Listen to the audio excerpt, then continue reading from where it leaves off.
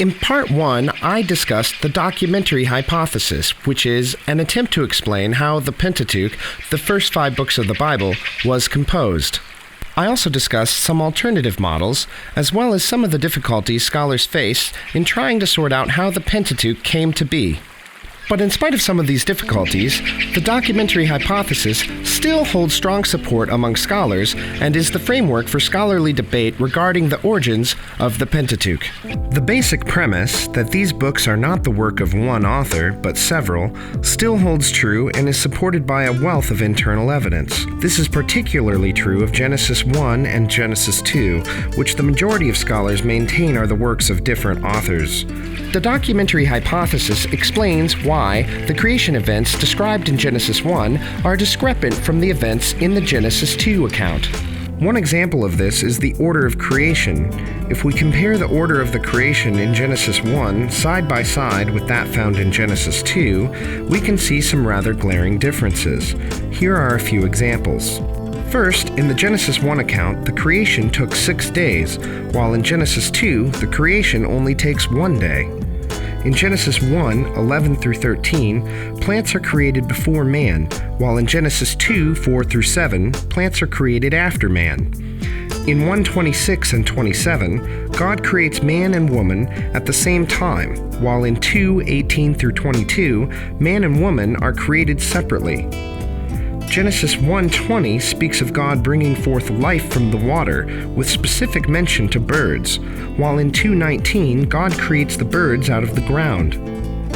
In 1:29, God gives all kinds of trees for food, while in 2:17 God forbids man from eating of the tree of the knowledge of good and evil. But perhaps the most glaring example of contradiction between the creation accounts is found in Genesis 1:25 through 27, where man is created after the other animals, while in chapter 2, 18 through 19, God creates man before the other animals. Many people don't know that the Bible also contains several other stories of creation. In addition to Genesis, creation narratives are found in Job chapters 38 through 41 and Psalms chapter 104. There are also several other accounts of creation, such as Psalms 8, 1 through 8, Psalms 19, 1 through 6, Psalms 33, 6 through 9, Proverbs 8, 22 through 31, and in the New Testament, John 1, 1 through 5. There are also many other references to the creation throughout the Bible. These creation passages contain many fascinating similarities, such as the reoccurring theme of the primeval waters, the earth being laid on foundations, the existence of a firmament, and the existence of several mystical creatures such as Leviathan. These are all elements that can be found in the creation myths of other cultures which surrounded the early Hebrews. Also, as should be expected of books written at different times by different people, these other biblical creation stories don't always agree. One brief example is in Job 38, 4 through 7, where God creates the stars before the earth, while in Genesis 1, 17 through 19, God creates the stars after the earth. Discrepancies like these pose a serious challenge to the idea that the Bible is inerrant and that the creation myths in Genesis are a supernatural God's inspired account of something that actually happened. Fundamentalist apologists are forced to contrive what are sometimes extremely complex arguments to account for how these simple discrepancies can be twisted to fit into their theology. These arguments are often built around the misguided traditional view that the Pentateuch was authored by one man, Moses, who was inspired by God.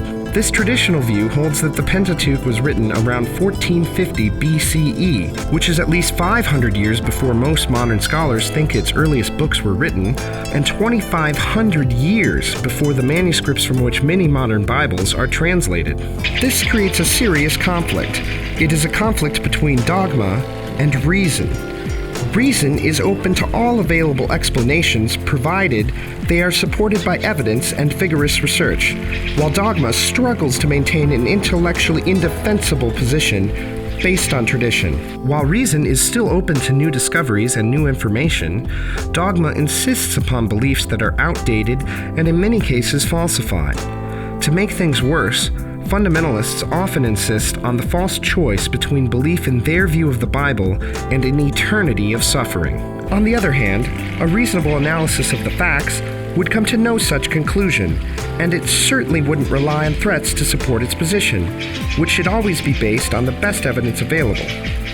So when it comes to in the beginning, the question should not be, what do you believe, or even, what do you wish to believe, but rather, what can you reasonably accept to be true?